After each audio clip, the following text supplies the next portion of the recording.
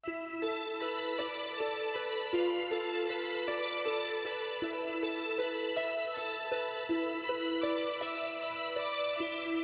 một bài ca không bao giờ quên, là lời đất nước tôi chẳng phút bình yên. Có một bài ca không bao giờ quên, là lời mẹ ru. Vâng, bố về mua nhiều quà cho con nhá, cho cả cháu nội nữa bố nhá. Bài ca tôi không quên, tôi không quên tháng ngày vất vả. Bài ca tôi không quên, tôi không quên gót mòn hành quân hối hả, làm bạn cùng trăng và ôm súng ngắm sao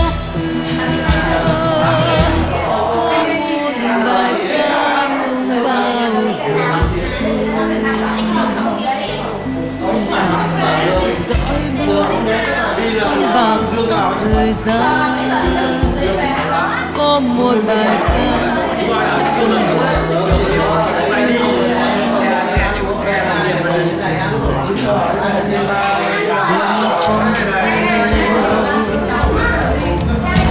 bài ca tôi không quên, tôi không quên những người đã ngờ. Bài ca tôi không quên, tôi không quên gửi trọn đời cho tất cả.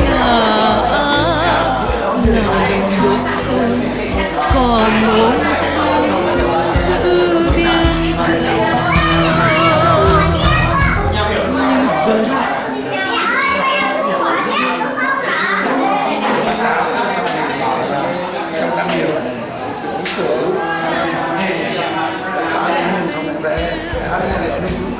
đây đấy rất thực tế với ai đi hả? Đấy mà từ hồi không gặp được phóng viên nào, ông chủ công dân anh Đức đấy, anh Dũng này, cái cánh con của chú này là lên cao nhất đấy, chứ thằng gì lên trung tá, thằng gì công cụ của ông lão thế là thì tôi thì là hứa hồn sinh 66 sau là mình chụp tôi trong hiện tại tôi hôm qua hai sân tin báo thì một thế đêm qua cũng quay nên là sáng nay là sợ định thì nghe thấy bởi vì thực ra sẽ có hai là nói tên thì biết anh Đông là biết rồi, nói cái là biết không quay thì biết. Vâng thì sơ cũng bảo là 2 năm có một lần vào ngày 11 thì đã mua vé rồi đấy, xong rồi bỏ một rồi đấy. Tất cả là mình đã sức khỏe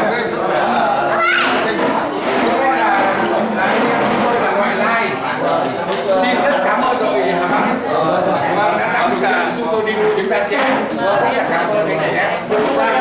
Ra khỏe. Chúc các em gái đi trẻ khỏe. Xin tươi mãi.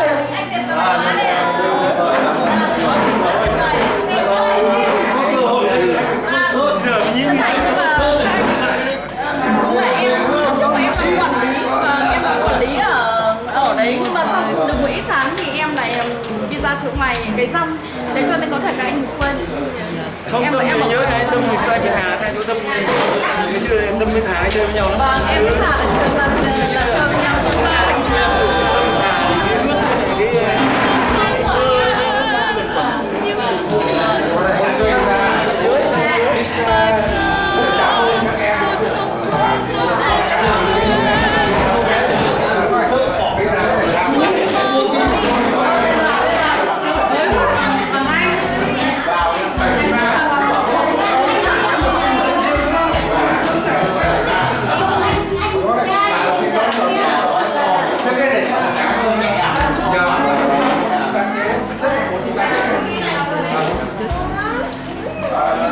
Đâu ra cái sư bảo là hẹn hò đi Ba Trẻ là quyết phẩm.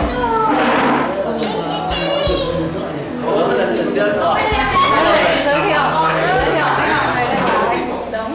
ngày trước là lãnh đạo của chị là anh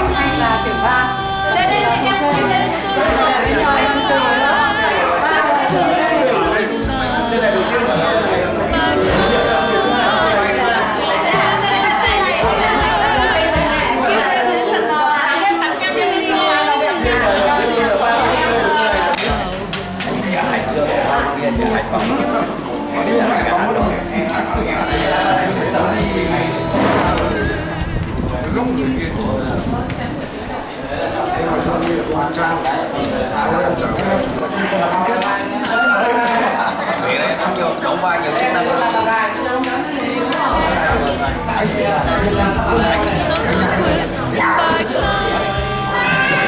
Nói chung là cái này đầu trò là phải thí sinh đó, không nhờ nào cả thế nào. Phải lấy tự thu lấy tự nào. Đúng. Chứ còn phải người lao động mới đầu là chứ còn là yếu một người thì với nhiều người.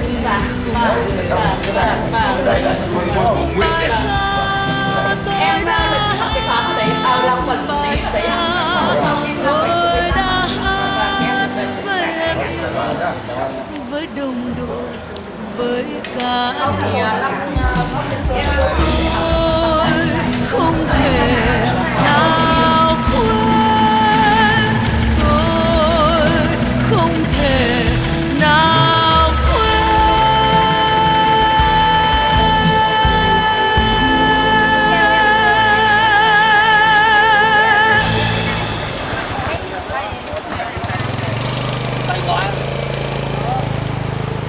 Đi đường này thì thay rồi.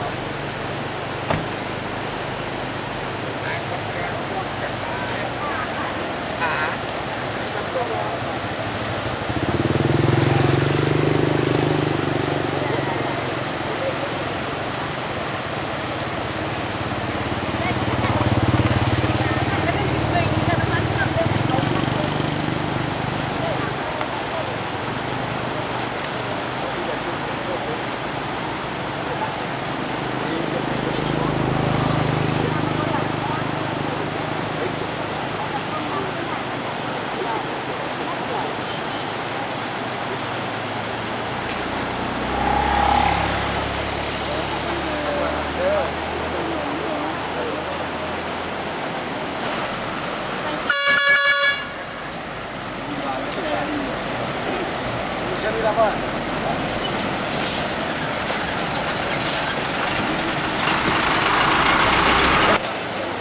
Vài triệu.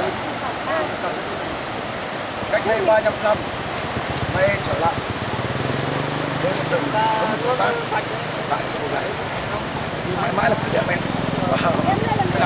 Khi còn là chiến sĩ, nay đã nghỉ hưu nhưng trở lại thì xưa thế này.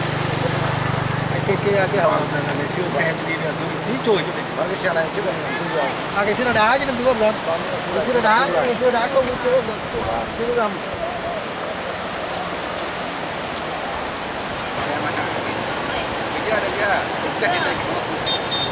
Em mà phát rồi mấy kiểu rồi. Tôi gửi cho bà Sơn nhá.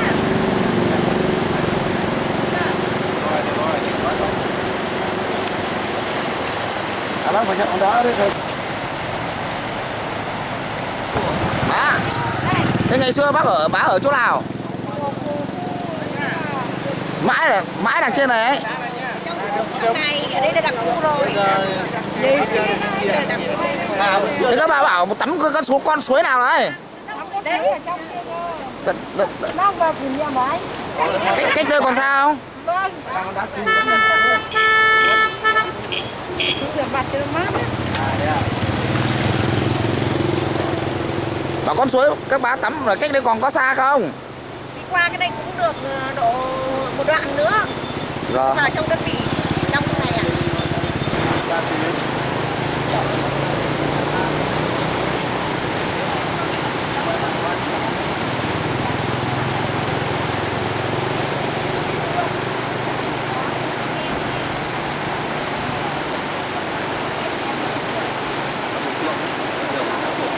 Đoàn nhau vui, đi một mình lên.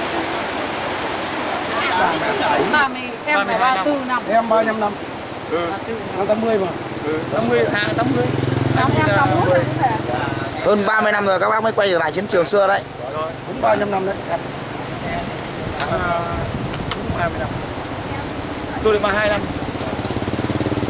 93 thì 83 thì nói chung là 83 ra cấp không. Bác thấy ngày xưa với bây giờ nó khác nhau hơn không? nói chung là khác rất nhiều. Này, Ba Chẽ là mình rời khỏi cái thị xã Ba Chẽ rồi nó đẹp đẽ, Ba Chẽ đẹp đẽ bao nhiêu? rời khỏi năm 83 chứ không phải. 83, Chứ không phải 85. còn 83 chứ. Em là suýt chết ở chỗ chọc khách đi ra đấy. Vốn ông ngầm mà trẻ này tí chết rồi đấy. Mình rời khỏi đây. Đây là cái xe bia nó đỗ đây này, xong nó lỗi lên xe bia đây, xong rồi lâm mua bia đấy này. Sau đi ra đây này, xong lên trên này có cái ngân hàng, con dẫn lĩnh tiền đây mà. Rồi. Dẫn lĩnh tiền vào. Đó, đấy kỷ niệm ở đây thế. Mấy giờ chú? Dạ bây giờ là 10 giờ. 10 giờ vào bên trong trong cầm kia tí. Đây vào đấy khoảng mấy cây, 4-5 cây đấy. Đấy thì một tí. Thế là bây giờ là các bác lại đi vào cái chỗ mà ngày xưa đóng quân ở đấy. Dạ vâng. Rồi ra thôi. Xong quay ra cái làm Ra mình kiếm cơm ở đây thôi. nói chung là này bây giờ tí là mình bây giờ tí mình vào trong khu cục kỹ thuật mình chơi tí trong này quay vòng về bên này cơm cháo rồi chơi bời bên Chỗ nào ở Ba Chẽ. Ba Chẽ Ăn ở Ba Chẽ. bây giờ phải qua về cái đô thị em rất mong có gì gọi là không này là Không cần biết ngon gì cả. Biết đấy ăn ở ông Ba nói Chẽ. này nếu như em sẽ nhảy cho bạn lên trước xong rồi quay vào trong gặp nhau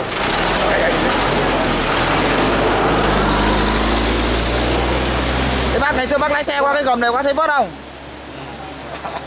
không thật là trôi Có lần mưa là mưa nó gặp gần cái cột ra ngày xưa là đây cái địa bàn của em ở đây Bây giờ thì đi ô tô đi thì ngon lành tình bác có nhớ con sông này không? Có chứ, nhớ chứ.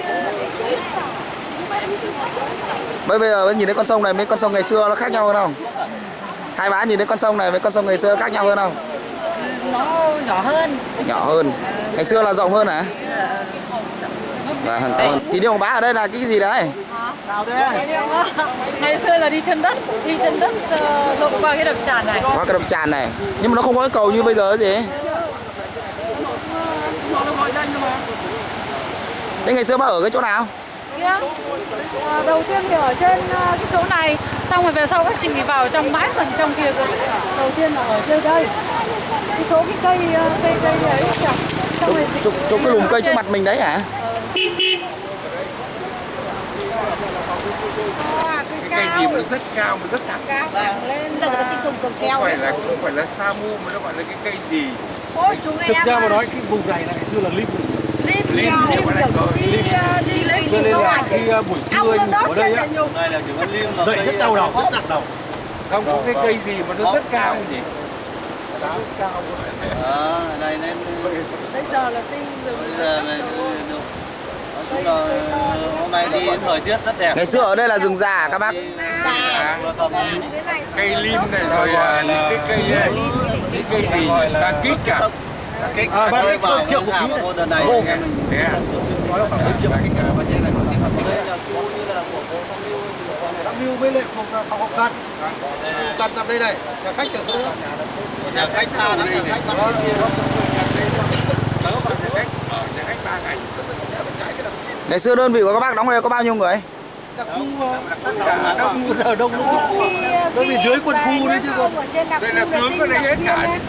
Tướng em là lên trên phòng ở đây lúc đó là tướng Sùng Lá đấy xong là con ông ấy gặp Không thì là thế nào bác? cái nhà to nhất này, cái nhà là to nhất. trung cấp lên từ thượng nghĩa lên đấy Phở tép với phở đông nghĩa lên còn trung úy là xuống những cái gì mà đại táo nhưng mà tiểu táo với đại táo thì là tiểu táo to hơn này. tiểu táo to hơn Tiểu mà là to hơn mà đại thì nhỏ hơn. đấy là mình thời kỳ mình chiến sĩ mình bảo thôi bé ăn tiểu táo thôi thế là chết sợ nghĩ lại rất là hay thế mà sau 35 năm quay lại khác Vì động vì thép. Thế là nước biển nó vào tận đây đấy. Đây.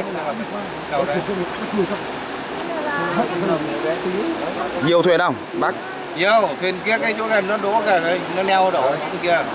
Cọc kẹo, cái cọc nó một cái neo. nhất trí Ê, mình lên xe đi vòng vòng kia Thì mình đến lúc mà đi chữa ghẻ là phải ra hồi làm cái trạm thủy điện ba không biết là do tắm nước biển. đúng rồi, ngày xưa này còn rẻ.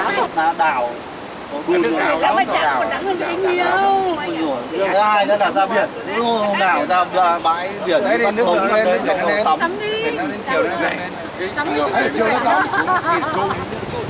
bây giờ yếu mình thanh niên mình ở bên chị em bây giờ có ai yêu cầu là cái gì không có quay về cái chỗ mọi người hay Đợt trước em hay tắm ở cái chỗ cái cây kia kìa. Xong rồi nhìn sang bên này nữa là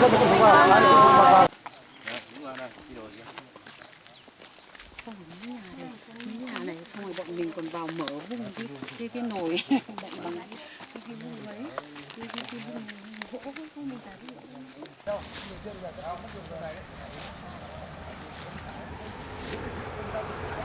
Trồng qua là 40 năm nay là cỏ nó mọc lên thế chứ còn thì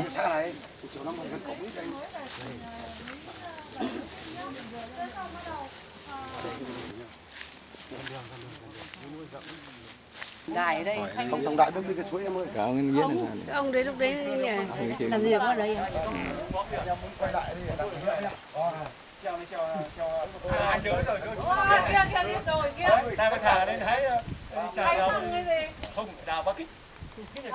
đào hoa kích lại hay măng lên suối rẽ vào đằng này là Hồng Tăng, rẽ vào đằng này là Hồng Sen. anh ơi đây nhá, cái chỗ này là cái hội trường to mà cho đậu xe ở trên này đúng không? Mình đi ở dưới Chỗ này này, chỗ này. Ông trưởng tiếp này Về Không, chỗ này. chưa dịch ra ngoài này về chiến sự xưa là quên cả xe ô tô. Thì phòng xe đầu tiên là đây là nhà bếp này, đây là bếp nhà ấy. Đây là. Thì phòng xe là chỗ này.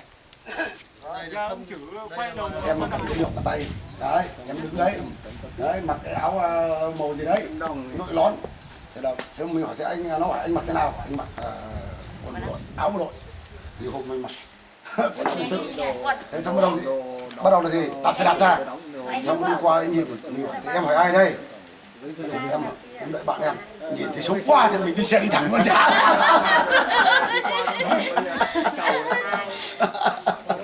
Đặt xe tận nơi, nó gọi điện thông tin nói dẻo lắm, ngọt lắm. Đấy nghe chưa? Thế em tên gì? Tên là Gái thật. Thế mình gọi điện vào đúng con gái, thằng Thủy thông tin rồi, tên là Gái người Hải Phòng. Đấy. Vẫn thông tin con gái đấy Nói dẻo lắm. Nói dẻo lắm. Thế nhận dạng ra nhận thì mà cầm cái nược này, đội cái nón này, đây cầm cái đấy. Giỏi gì đi béo thế. xuống tận suối Càng thế nó mới lại càng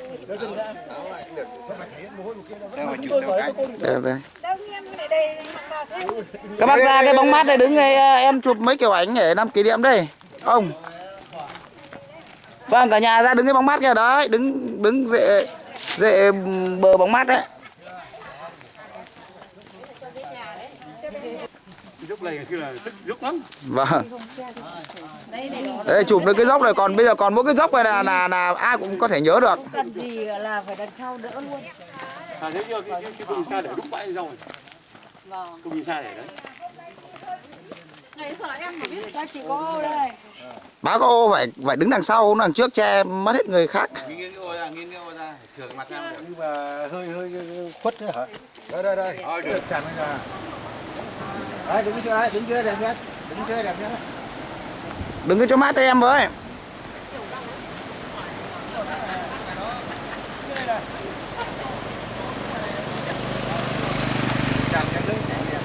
chán thì chán cô. Đấy, đứng thế, đúng rồi. Các bác đứng thế là cháu. Đây ô tô đi đường này. Vâng, ô tô đi qua đây. Các bác cứ đứng bên đấy là ô tô đi đường này.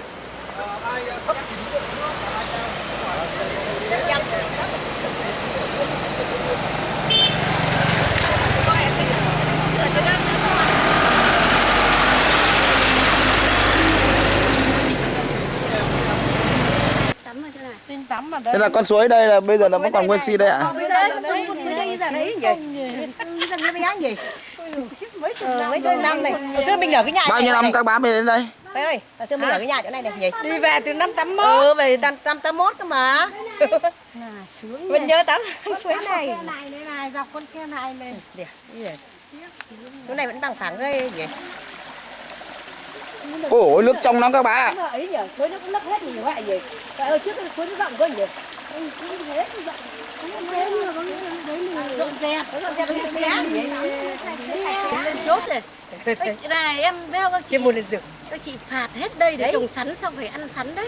Tất cả cái đồi này, tất cả cái đồi đằng sau là trước mặt mình đây là trồng sắn.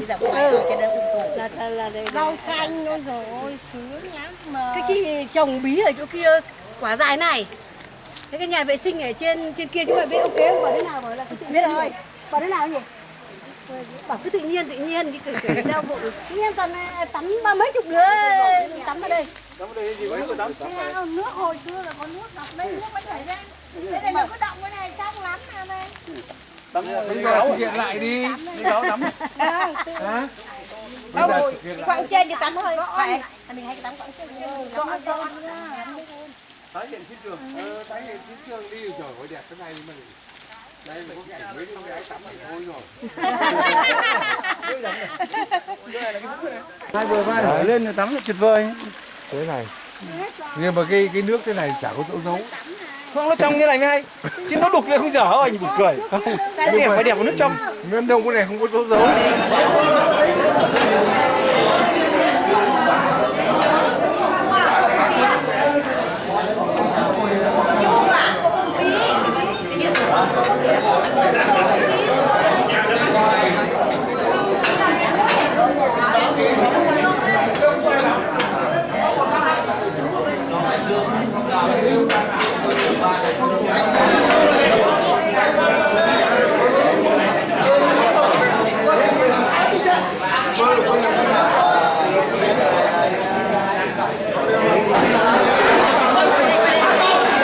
Em cây hết mà bà.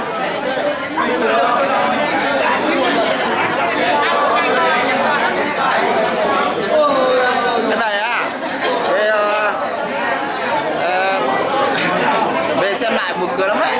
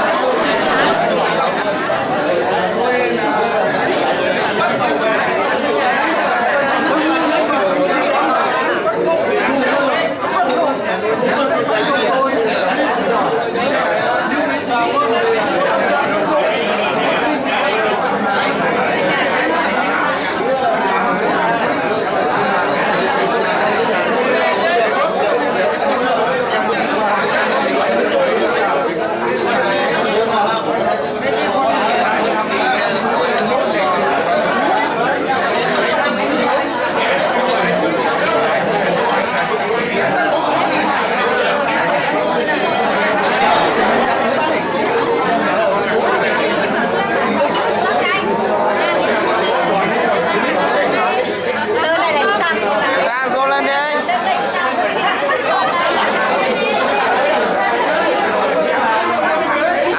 Hai ba vô.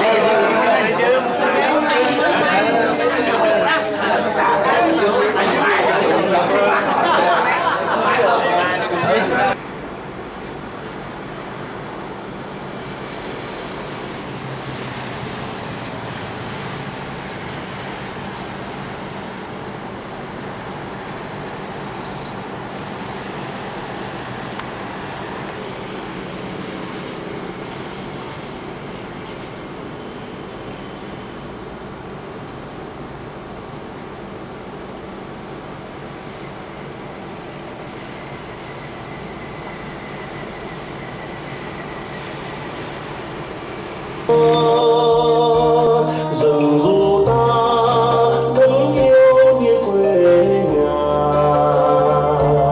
như con thuyền trên bên đời rẽ sóng chung khơi về dưới suối đồn thù bỗng cháy nơi ai vọng theo ta chiến trường vọng theo ta giải phóng tổ quốc ơi muôn vừng bên mái đó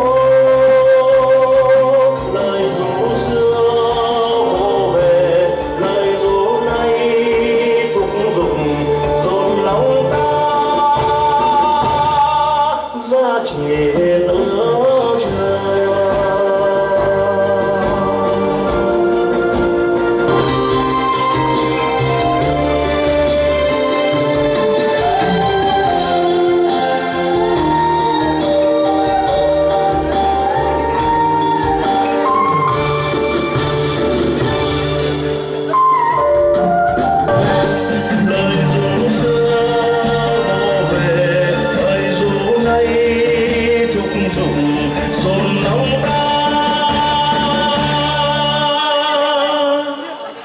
chuyện ở trường.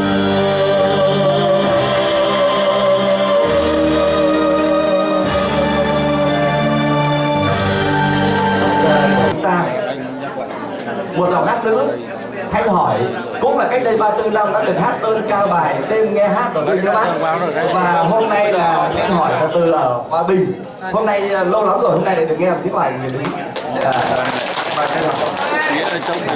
34 năm Thanh Hỏi hát. Sơn Tây bên nắng trốn bên mưa hở bay,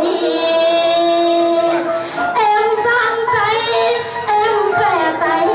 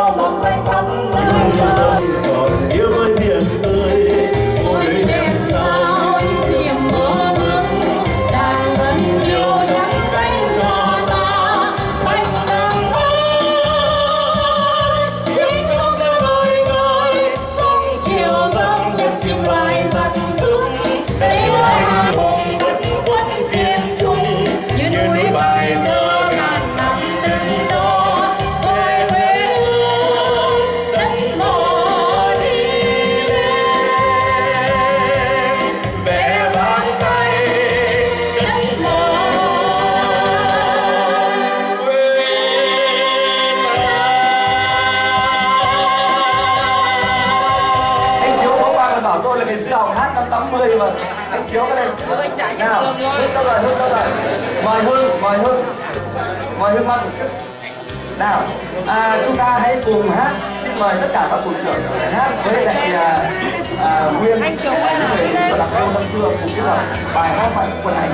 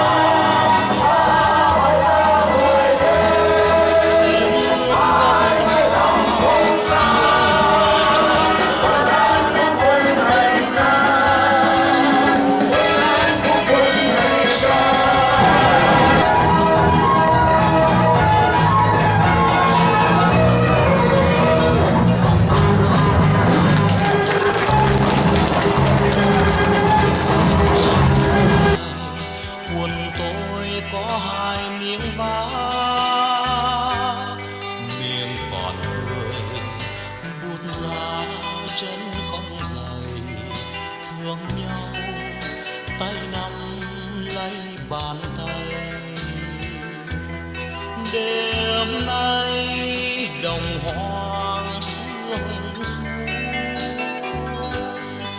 nằm kề bên nhau chờ dâng lên đầu súng trắng.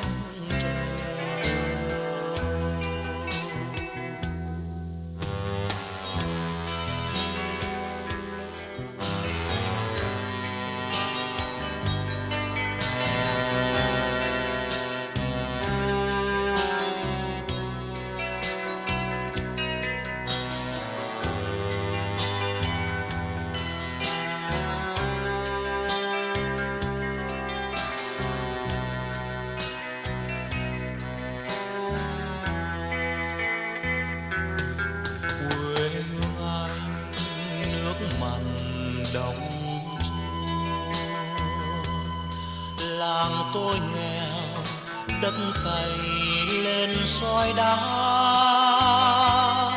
Tôi với anh đôi người xa lạ, trên chiến trường chẳng hẹn quen nhau.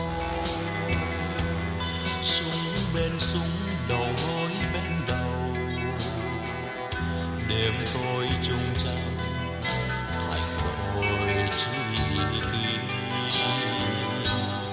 Đồng chí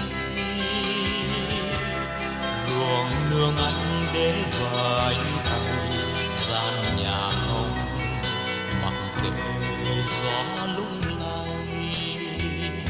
Giếng nước gốc đa nhớ người trai làng ra lính. Tôi với anh sống từng cơn ấm lạnh, dẹp ruộng người vầng trán đẫm mồ. Áo anh rách vai, quần tôi có hai miếng vá. Miệng còn cười buồn ra chân không rời, thương nhau tay nắm lấy bàn tay. Đêm nay đồng hoang sương xuống, nằm kề bên nhau chờ dắt lên đầu súng.